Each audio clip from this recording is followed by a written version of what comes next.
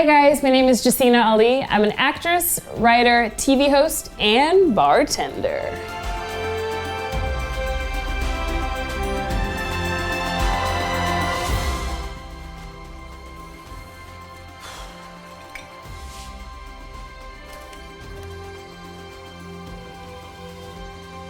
Sir, wait, do you need change? The burger's only it's only $7. I don't. Oh my God. I guess this is my tip. Woo! Looks like my rent is getting paid.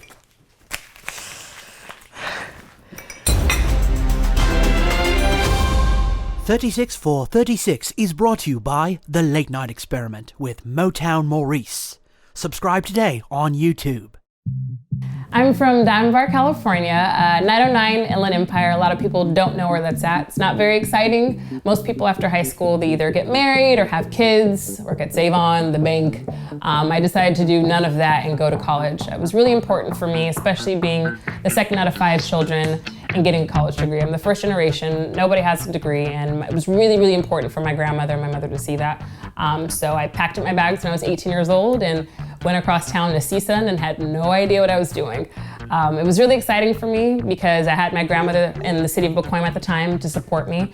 And so I made it a habit of mine just to make sure that every year that I would move in with her for the summer, spend as much time with her as possible and save up and move back out again. And that's exactly what I did. We were able to spend time together, go to church, do dinners, everything you can imagine. I had basically a second mom with me while going to college and experienced this whole new lifestyle away from the Inland Empire.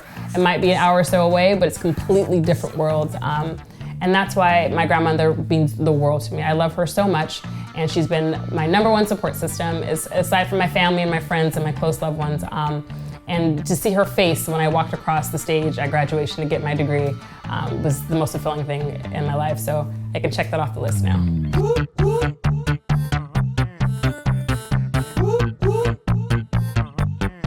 While I was in college, I had a bunch of random jobs. I was a tour guide for kids that were coming into campus. I worked at a place called Rural and Retail, Michael Kors, all types of random things. And one of my classmates one day was like, "Hey, where are you from?" And I was like, "Diamond Bar, you probably wouldn't know it." And she said, "No way, me too." So we instantly bonded, and she introduced me to a place called Bubba Gump Shrimp Company in City Walk, and that's where I became a bartender. I was cross-trained from server to bartender at 21. And took that experience with me and bartended everywhere from clubs to small places, private parties. And then after I finally got my degree while in college, I was like, you know what, I'm gonna do the right thing. I'm gonna do the corporate thing and use my degree and get a good job.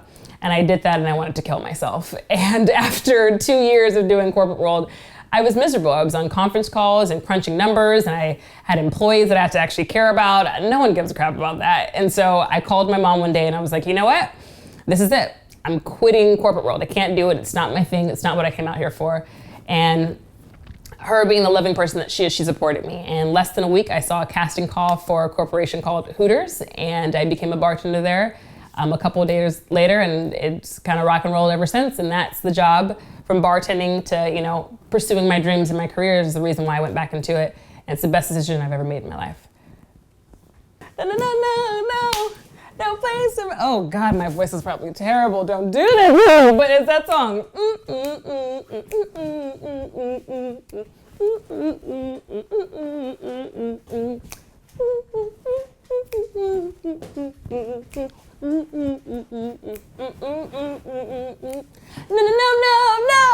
No place I'd rather be.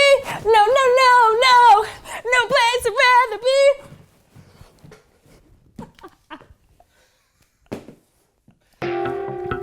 Bartending is a choice for me because it's worked for me for over 7 years now.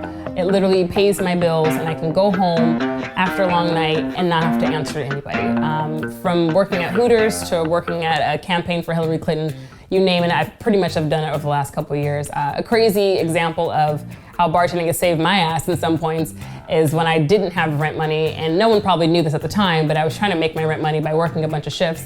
And there was a guy that would come in all the time, super nice, orders cheeseburger, medium well, and leave, and that was it. He did the same thing on a game night. He put his money in the little cup that we get the receipts from, and I picked it up, and it had $600 inside of it. And he was gone. By the time I turned around, he was out the door. I literally ran after the man because I was like, there's no, like, this is an accident for sure. Like, what the fuck?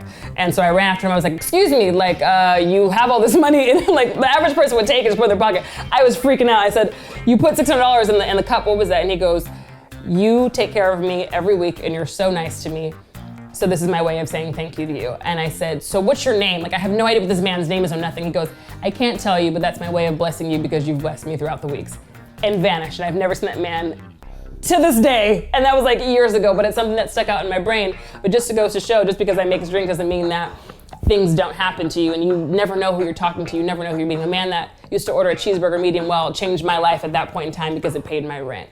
And where I work at now is I shake hands with people. I become their therapist. I get them drunk. We laugh. They know about my personal life and vice versa. You just don't know what you're doing until you're in that moment, but that's what makes it so fun. I've literally experienced so many crazy things that I could tell a story, a novel, write a book about. I probably should and name it Jaseena Stories and all types of crazy shit that happens. You never know, but it's been such a blessing to me, and it allows me to do my auditions during the day, get my shifts covered, make my money at night, get a cocktail afterwards if I want to.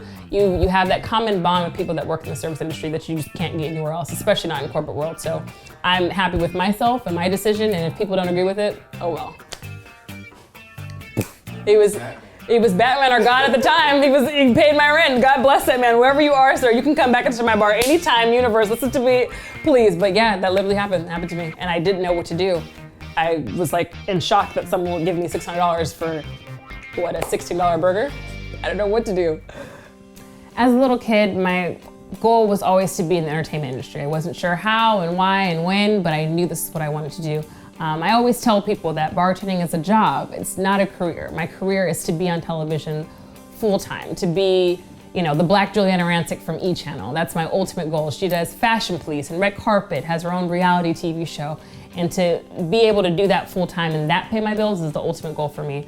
From bartending, I've been fortunate enough to go on auditions to land myself a gig now that I work for Black Tree TV and Revolt TV, and I do red carpet interviews. I've interviewed Queen Latifah and Lupita and John Favreau, just to name a couple, and that's opened up a different window of opportunities for me, and that's just the beginning for me. So if I can get onto a full-time network and do that every single day, that's the ultimate goal. That would be living out the dream for me in LA, and all this bartending and slanging drinks on the weekend would totally make it worth it. So right now I just keep my eyes on the prize and working as hard as I can, but I love interviewing people, and anytime there's a camera, a microphone, or a person, you just can't shut me up. So I think the role will enjoy that, and hopefully you'll see more of me on television full time. So I was able to make an appearance in the Late Night Experiment with Motown Maurice. Season 4, episode 1, I was actually a news anchor, which is actually pretty cool because I guess it's what I kind of do, you know, in my own real life. But working on that whole project was really, really fun. Motown is an amazing person, and he kind of pushes you to your limits and makes you get out of your comfort zone and shove chicken noodle soup down your throat sometimes. You never know what to expect when you're on set with Motown, but I think that's what makes him so awesome. If I haven't told him, I'll tell him now that I'm truly, truly grateful for him and all the experiences that he's opened up for me and opportunities opened up for me, because I'm very, very blessed for them and very grateful for that. The manhunt is officially over. After turning himself in, the police now have the talk show wishful Motown Maurice in custody. You should watch Late Night Experiment because it's hilarious. It's literally a mixture of entertainment and reality kind of intertwining together, and it's something that you don't want to miss, so make sure you tune in. The Late Night Experiment with Motown Maurice is a story about a relentless crusader determined to achieve his destiny as a nationally syndicated late-night talk show host. Subscribe and explore his odyssey today.